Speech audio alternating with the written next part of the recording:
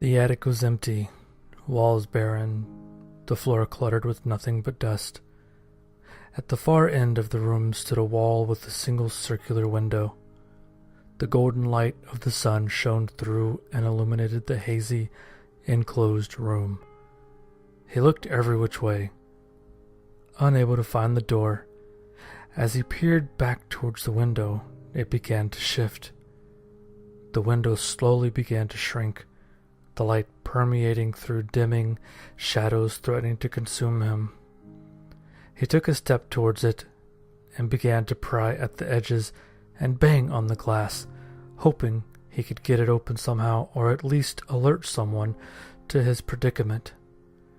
Though no matter what he tried, the window continued to shrink, darkening his world.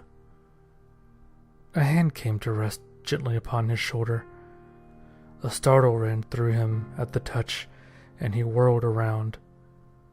The sight he was greeted by was that of a woman.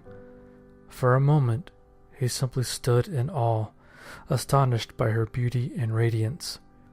The window behind him seemed to stretch again, its light coming to illuminate the room fully.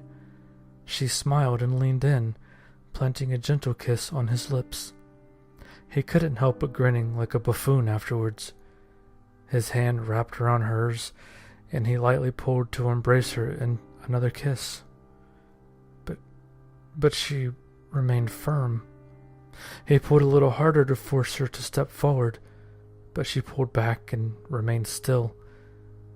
Again he tried, growing confused, and her smile faded slightly as she took a step away from him. Anger began to boil up within him. Why was she resisting when she had already given him something? Why wouldn't she just take a step towards him again? He pulled harder to force her closer, but she grew concerned and took another step away, shaking her hand to free it. The aggression within him exploded, and he swung the axe in his hand. The sharp end still embedded in her neck, and her step faltered, her body remaining motionless as if her brain were struggling to catch up with the situation. He pulled back and swung again, and again, and again, dropping her to the floor in a gruesome display of viscera and blood. He awoke in his bed with a start, shaking himself awake. His heart pounded and sweat drenched his pillow, neck, and hair. Instinctively, his arm reached out to his left side, but it was met by only a pillow and the cold, furled-up blanket. His heart skipped a beat as his mind readjusted to reality, remembering everything about who and where he was. More importantly, he remembered that she was gone. Months had gone by, and still the pain seemed not to fade away. In fact, it only seemed to grow with each passing day. Everyone said he would be fine, but still he did not feel all right. A bang came from downstairs and he froze, his mind shifting from the past to the present. The room fell still as the house went silent. The dog had died a year prior, so the house was his alone. Whatever could have made that sound could not be anything good. His eyes searched the room as he carefully stepped out of bed, searching for anything he could find. A hammer was procured from his nightstand, having been used to hang up a few picture frames and lazily tossed there God knows how long ago. It wasn't perfect, but it was far better than his bare hands. The night lamp in his room was shut off, and he gave his eyes a quick moment to readjust to the darkness. The last thing he needed to do was walk into a dangerous situation blindly. When he felt comfortable, he carefully pulled the door open and peered down the hall. So far, nothing. The sound had come downstairs, and fortunately the stairs creaked loud enough that he'd have heard someone walking up them. Also, unfortunately, whomever was in his house would hear him come down. There was no other option, though. The house was dark, and quickly he began flipping on lights as he went. His eyes observed every dark corner that remained, Soon there would be no place left to hide as he moved from room to room, illuminating the house. As he passed the living room, his heart sank again, as he was brought face to face with the memories he wished he could scrub away. Nearly a dozen pictures of the two of them happily smiling with a variety of friends and family lined the mantel. He knew it was for the best to rid himself of these mementos, yet no matter how much he tried, he could not bring himself to move them. With a heavy sigh, he moved on, reaching the front door and finding it to be locked. None of the windows he had seen appeared ajar either. Just who was in his house and how they gotten in. After what he felt to be a thorough check, he stopped in the kitchen in the far back to take a quick breath. The house was now completely aglow in the night, the light in every room having been switched on. He felt confident that he had checked every obvious hiding spot someone may take, but he was not confident that he was alone just yet. He could not shake the feeling.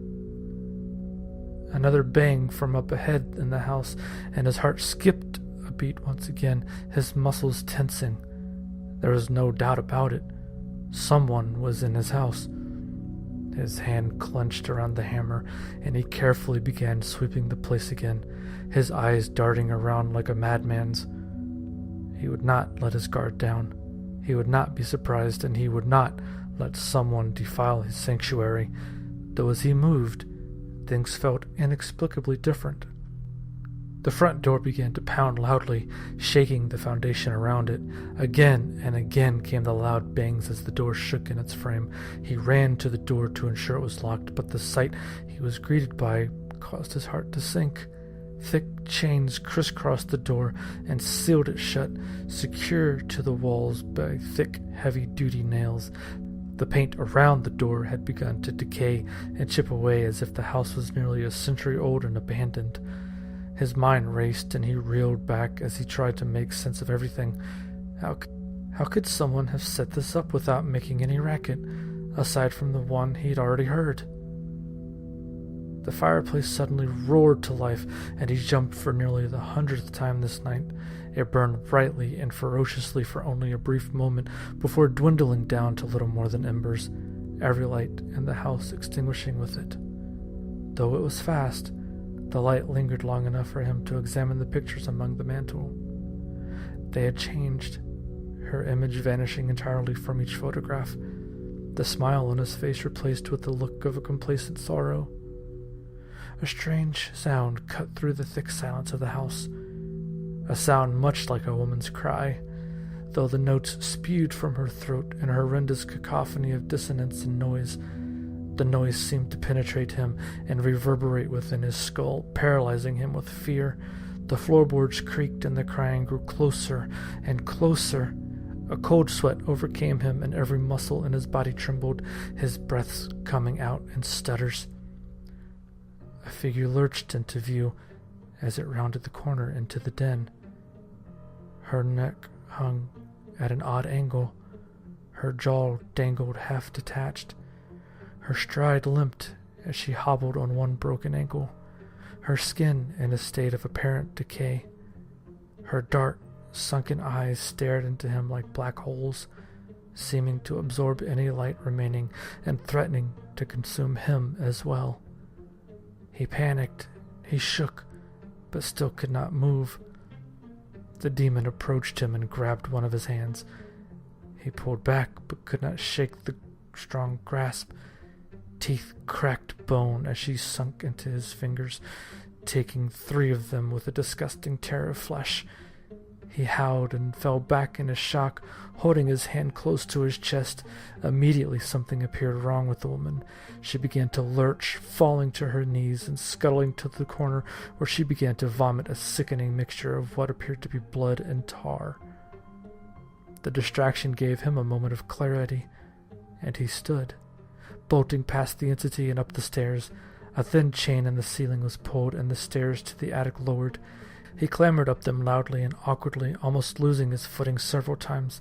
At the top, another string was grabbed and the stairs were brought back up. sealing him within the attic. Though now cluttered with a plethora of boxes and discarded items, the room he found himself in was undoubtedly the attic from his dreams. Towards the window he turned.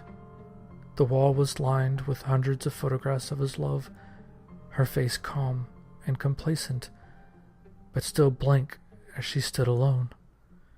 There in the center of the circular window hung one photograph different from the rest. He basked in the warm golden light of the window as he stared upon the photo of the two of them, their faces as happy as can be.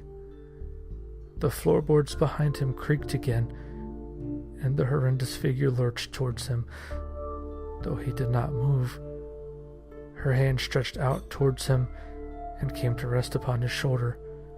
The room fell into silence as she, too, observed the photo, the two locked in a statue-like stillness.